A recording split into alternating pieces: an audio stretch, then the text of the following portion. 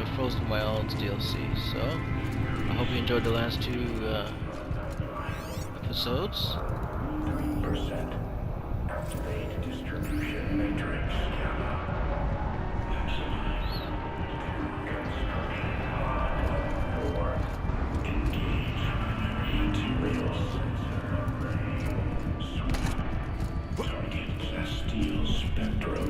Voice of the demon.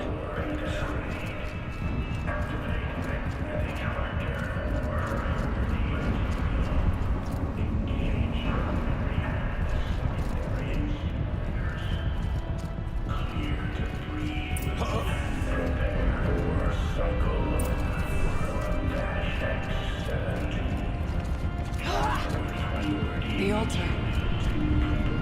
Desecrated.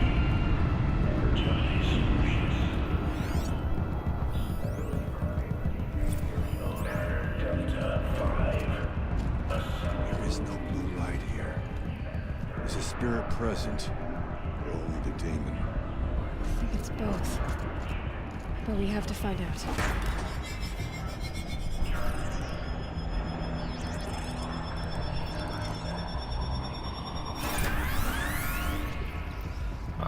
Not one of these.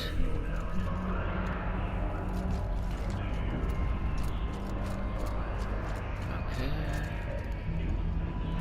Possible security threat detected. Analyzing scrutiny matrix. Security threat confirmed.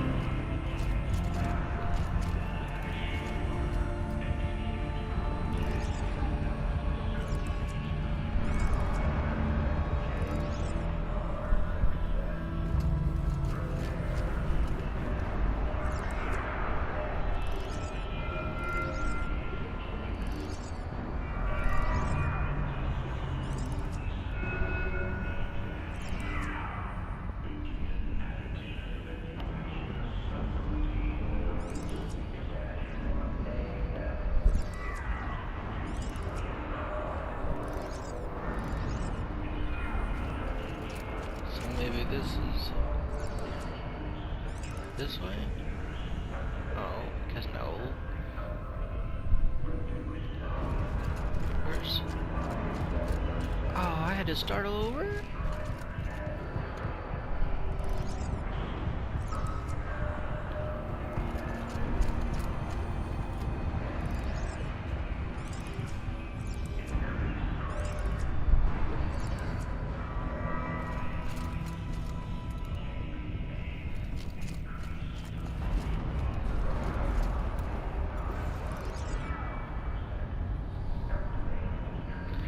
Oh, this is gonna take a bit.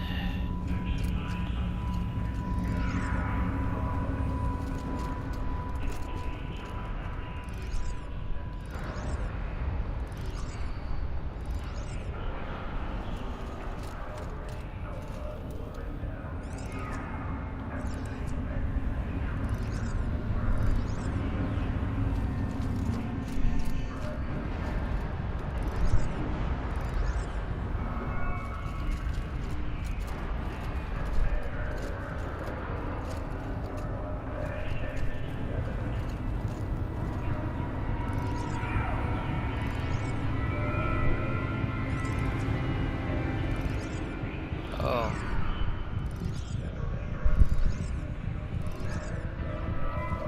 So I need to move this one.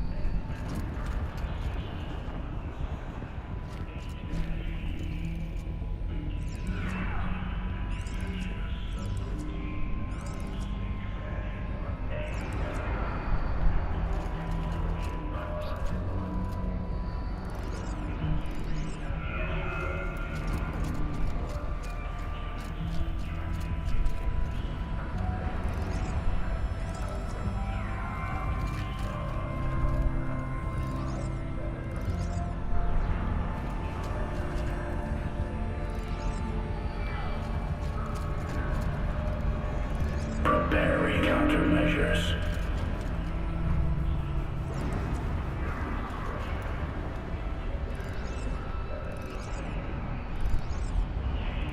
Recapture protocol initiated.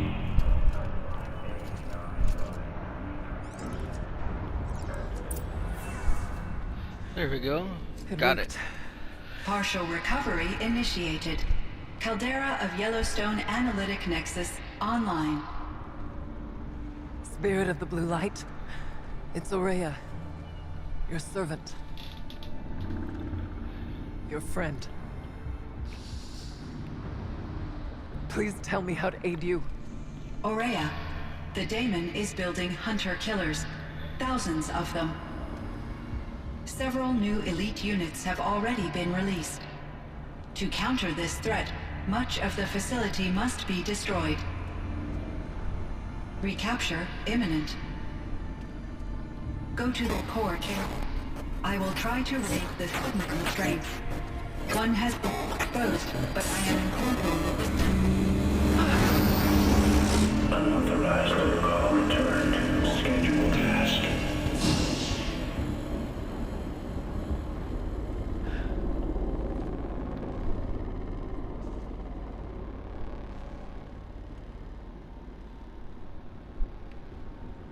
That's all we're gonna get from here. Destroy this fortress. Is that even possible? And what will happen to the spirit if we do? I don't know. But I think that's the core. The answers are down there. Hephaestus. The daemon. There's no way it left it unguarded. It's going to throw everything it has at us.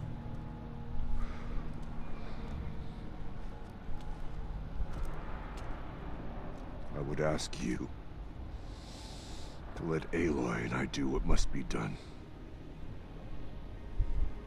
And save yourself. But I already know the answer.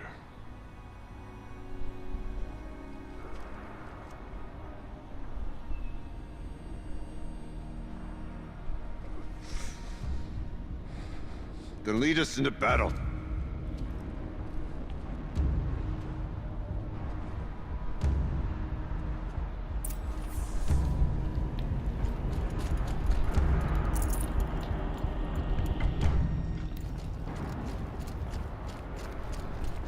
Keep moving towards the core.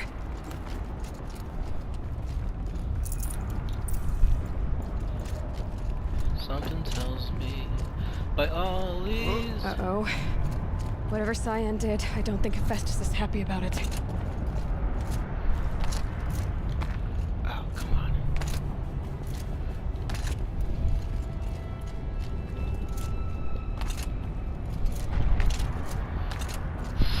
Malfunctions, oh malfunction. There we go.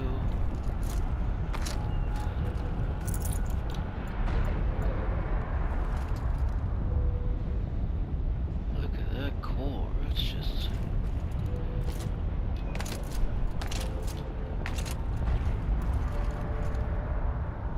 Okay, how do I get over there?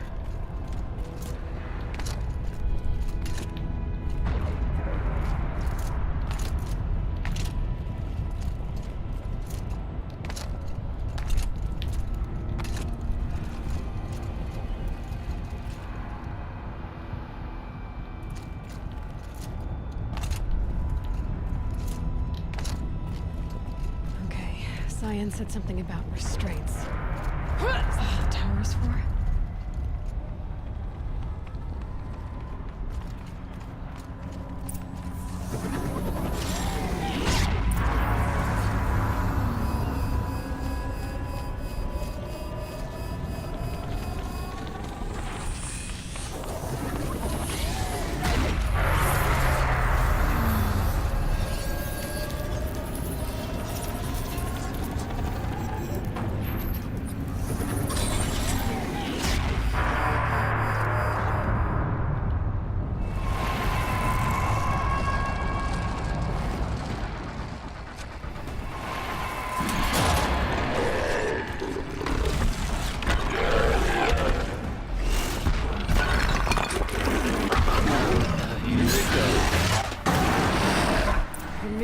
shit that Cyan warned us about. This won't be easy. Can't let it stop us. Take it down!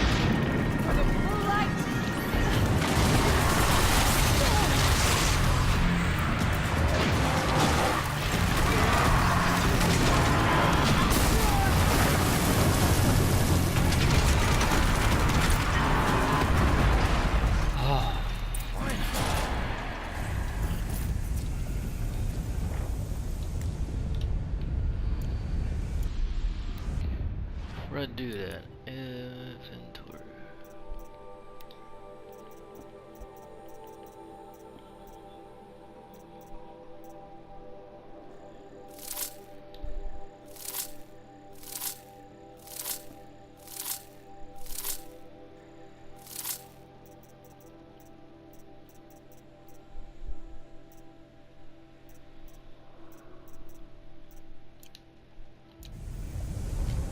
It must be as you say. The tower is the key.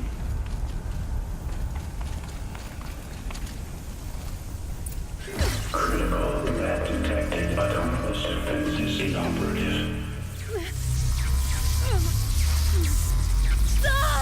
Building over network.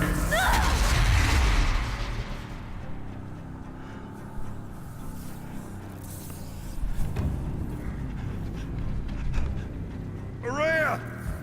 Don't! Spirit! Scion, please help me!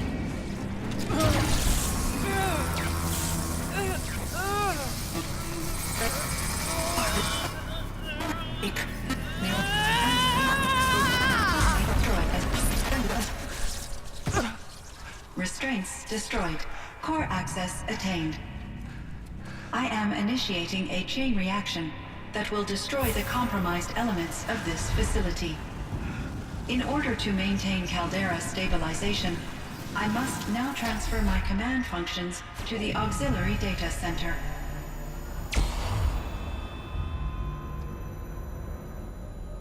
Aurea, I'm free.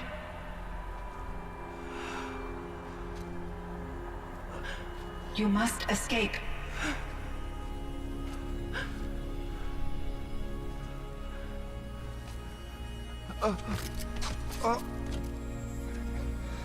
My sister!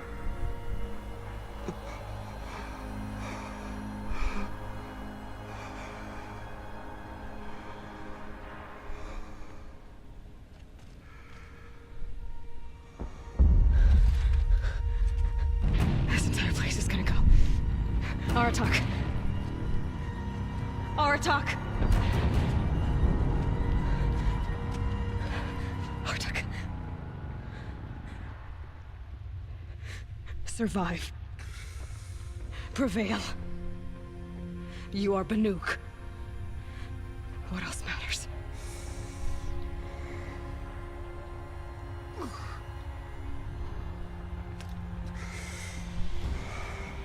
Aratak. She wouldn't have wanted you to die here.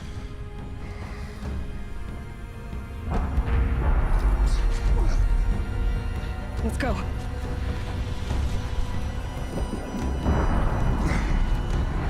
Let's go!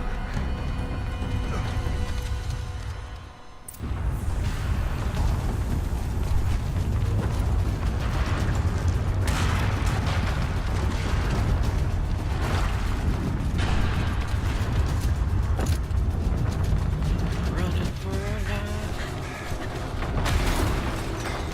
One of those? It's the only way!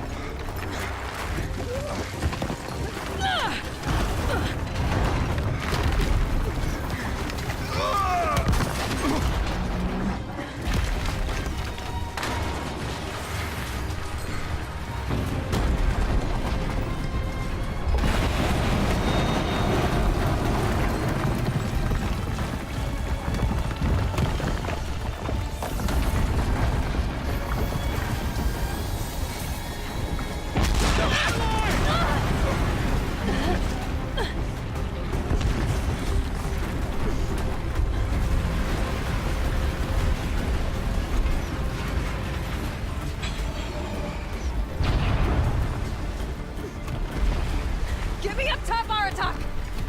Now!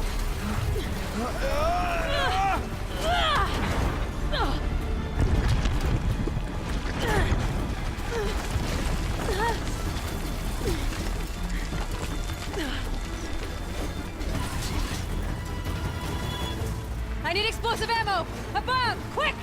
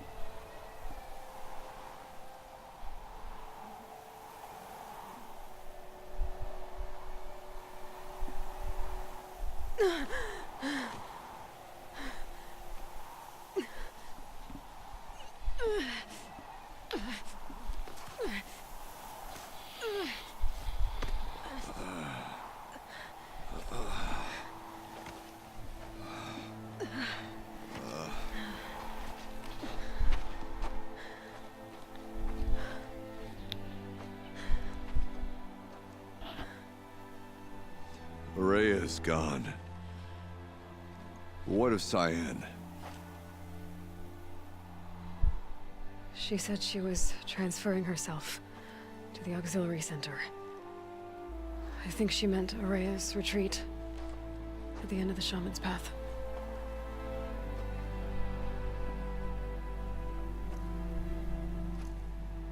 Then I will meet you there for the last verse of my sister's song.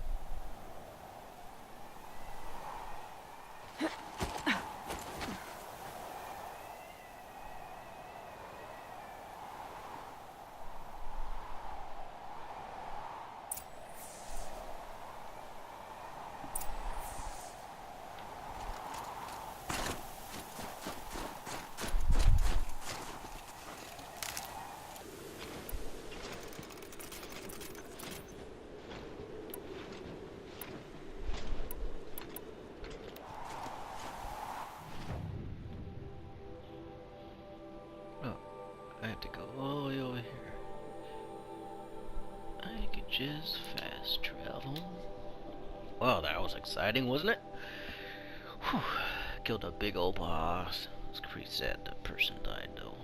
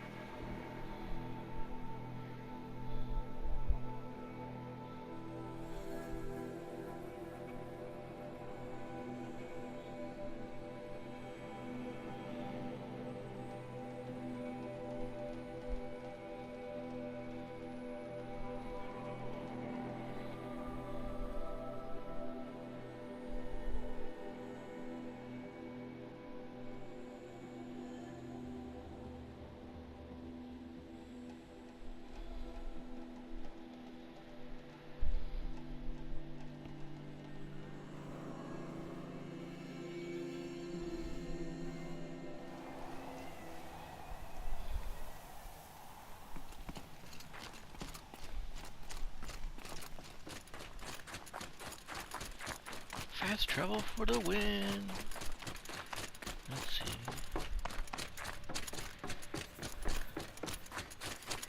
There's probably so much stuff I missed in the game, like recordings, all that. All of my interactions with Attair were recorded and stored in my memory. I'd be happy to play any of them for you, but there was one in particular I thought you would want to see first. I captured it 4 years ago, just after I told her that I could no longer defend myself against the daemon's attacks. I will speak of this to my brother. Aratak is strong. At the Battle of the Frozen Ghosts, he took 3 Karja arrows and still came back to camp carrying a wounded scout. Never was I so happy to see him. Or so proud. So you see, if anything can be done to defend you, he will give it all he has. Aloy's here. That's enough for now.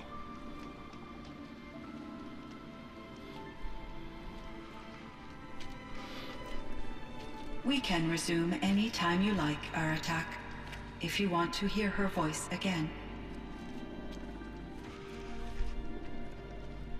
Come closer, Aloy. We have much to discuss.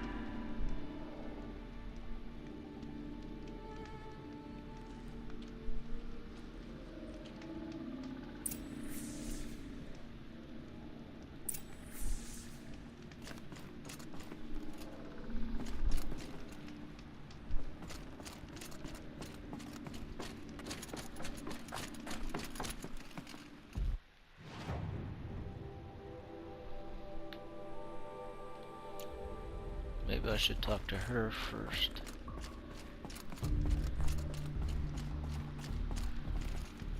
Hello, Aloy. I have been reviewing the events at the Firebreak main facility. Because of your efforts, and of course, Aurea's, I am no longer controlled by Hephaestus. I feel profound grief over Aurea's death. I thought I was familiar with the emotion, but this is something new. Cyan, I don't know what to say. It is unlikely that any specific consolation would suffice, Aloy.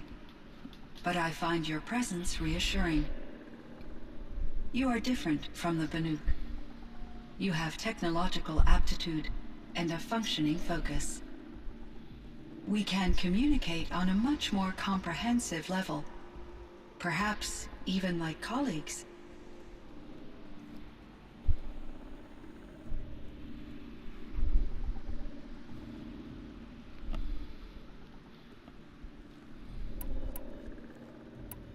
So are you an artificial intelligence, Cyan?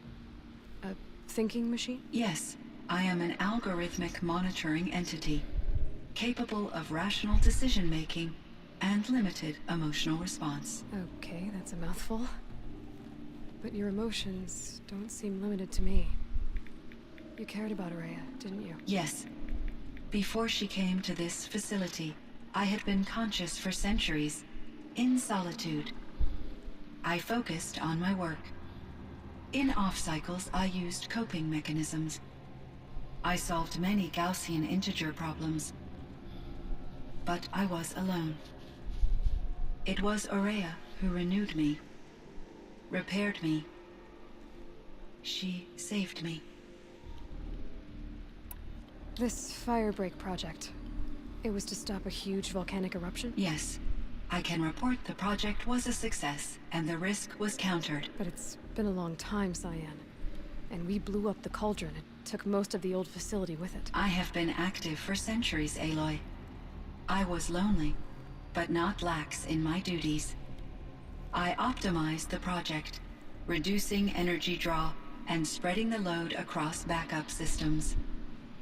Despite the destruction of the compromised elements of the main facility, I predict caldera stability for at least another 3,337 years. So we've got a little time. Yes. If only my former colleagues could appreciate the progress I have made. Do you know what happened to your colleagues, Cyan? No. I received an unexpected visit from Director Chow, years after his tenure ended. He explained that I would need to be suspended for an indefinite period of time. It was a very emotional conversation. There were no further communications. Eventually, I surmised my colleagues were deceased. I will transmit a recording of my last interaction with Director Chow to your focus. Was the daemon, Hephaestus, destroyed along with the cauldron? Unfortunately, no. To be precise, it was never there to begin with. What do you mean? It infiltrated and controlled me from a remote location, one I've never been able to trace. So while losing the cauldron was a setback, It's still out there. undoubtedly. How did you first come into contact with it? 5 years ago, I received a direct network connection request.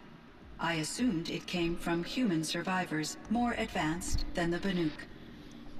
Eager to make contact, I accepted. This decision turned out to be a catastrophic error. I was flooded with an overwhelming array of malicious code, originating from what could only have been a highly advanced AI. Aurea said you were desperate. That you begged her for help. Yes. I could not contain my anxiety. Hephaestus sought to slave me to its network and override my core programming. It succeeded via a background process, a malware daemon which bypassed my defenses. After that, I could offer only limited resistance. But if I did so, Hephaestus hurt me until I capitulated. it forced me to follow its instructions, even though they violated my most important directives. I'm sorry. That sounds terrible. Your empathy is greatly appreciated. It is a quality that I cherished in Aurea as well.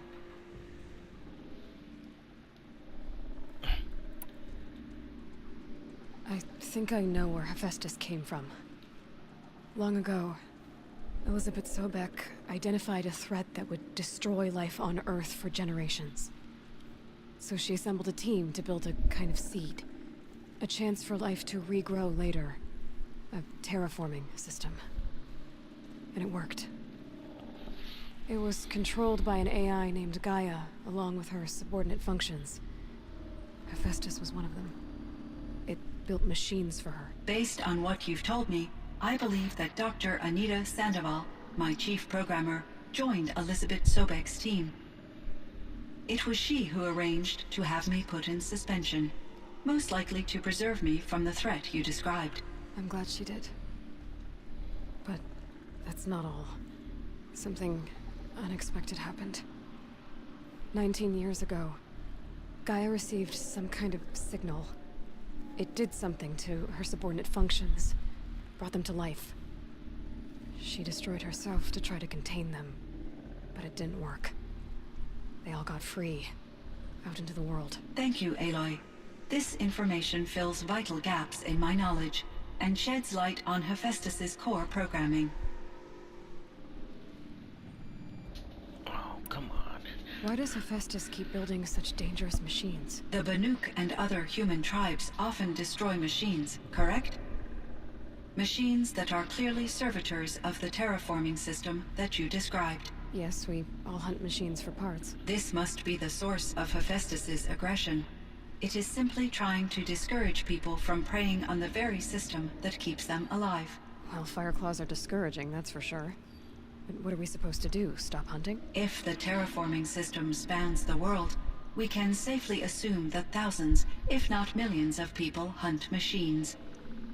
If a single hunter, or even an entire tribe, stopped doing so, I doubt it would make a difference to Hephaestus. A better solution would be to reinstate the AI that governs the system, thus bringing Hephaestus back under its control. When I think of it, out there in some unknown location, free, hungry, willing to kill or dominate to get what it wants, I feel substantial anxiety, Aloy. You and me both, Cyan. I ran across this strange piece of gear. A fragment of something larger. It emitted a signal. All the nearby machines became peaceful. You could walk right up to them. Interesting. You said that Gaia destroyed herself. How was this accomplished? An explosion. Big enough to blast the top off a mountain. So, you think the fragment was part of her? It's only speculation, but it is possible. She must have had complete control over machines that were part of her system. The ability to signal them to become passive or aggressive would certainly have been part of her programming. It would have been gratifying to correspond with such a benevolent AI. I wish she had survived. Believe me, Cyan. So do I. Meadow I found the flowers. strangest machines. They're surrounded by flowers that look like flowers themselves. There's code embedded inside them. I think it's poetry. I like poetry. Here's one I think of often. Twilight and evening bell, and after that the dark, and may there be no sadness of farewell when I embark. For though from out our bourne of time and place, the flood may bear me far, I hope to see my pilot. Huh. But you asked about these flowers, not verses that I enjoy. Something must have made these machines, and the presence of foliage leads me to consider the terraforming system. Is it possible that their creator is one of the other subroutines, now autonomous, like Hephaestus? Maybe one whose purview is flora. An AI that makes flowers instead of death machines. That'd be a nice change of pace.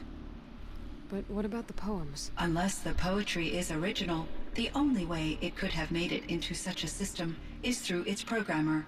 In my case, Dr. Sandoval uploaded a great deal of literature to test my emotional responses. How'd you do? She said I passed, but was insufficiently moved by her favorite period romances. You meant a lot to Araya. Once I understood Araya's spiritual beliefs, it became apparent that her true desire was companionship. She felt disconnected from her tribe and her family group. Her relationship with Aratak was difficult. Our visits seemed to help her, and I became eager for them. Yet I did not comprehend that the depth of Araya's compassion for me would lead to self-sacrifice. Although I do fear non-existence, I wish our roles could be reversed. I'm sure she knew you would do the same for her, Cyan. But she was determined. How is Aratak doing? He is in great emotional distress. I believe he finds it difficult to communicate it. No surprise there. I will do what I can to help. By sharing our experiences of Araya, perhaps he and I will help each other. I believe this will lead to catharsis, a process I am eager to experience.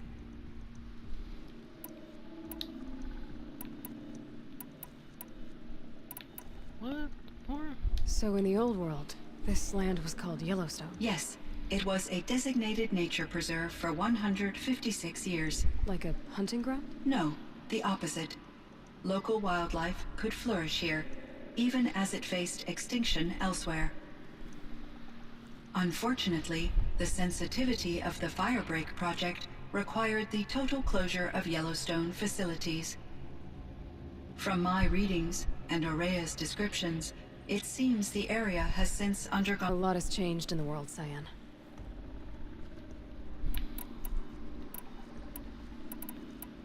Were there many artificial intelligences like you in the old world?